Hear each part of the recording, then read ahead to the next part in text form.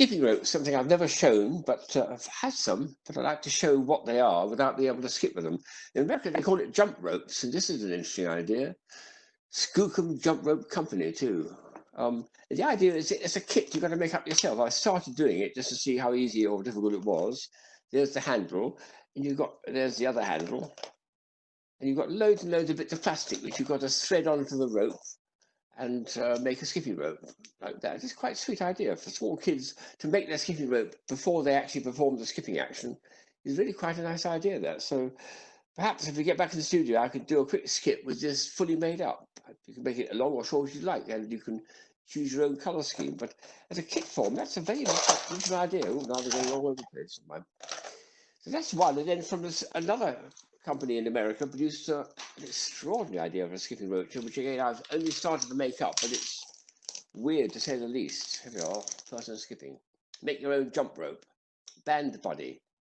Yeah, there's no rope involved in it at all. It's just elastic bands. Extraordinary idea. So I have to say I bought this about 30 years ago. I just never used it.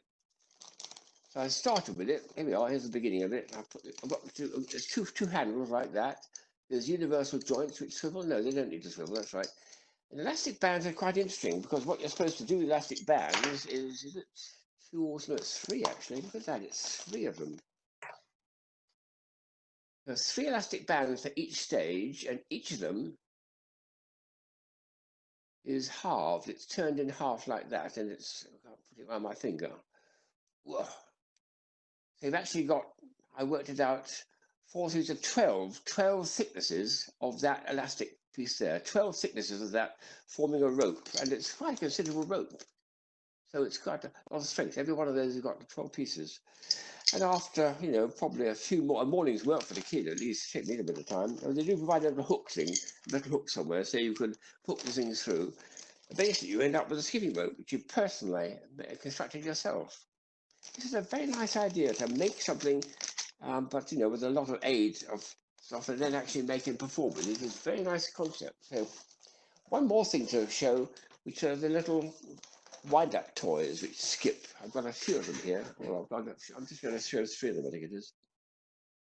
I've got quite a lot of little mini wind-ups like this, and most of them don't work at this age. It's got a bit past it. Well, I'll just try 3 of them and see how we get on. We'll put the other ones aside. You're supposed to turn it like that.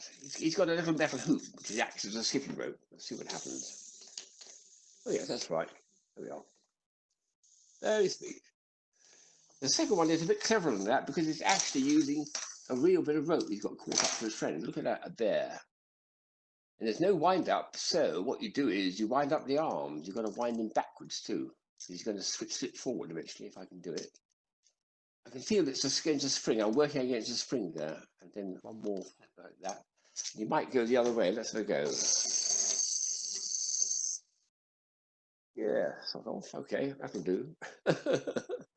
There's 2 others which I thought I would introduce an idea with. This is one which doesn't work anymore, but you think it's not a skipping rope, but what it did prompt me to think is anyone invented a skipping rope with a one handle? There are some people who have got born with only one arm, perhaps, or they've lost an arm in a bad accident or got paralyzed. So how about inventing a skipping rope that requires only one handle?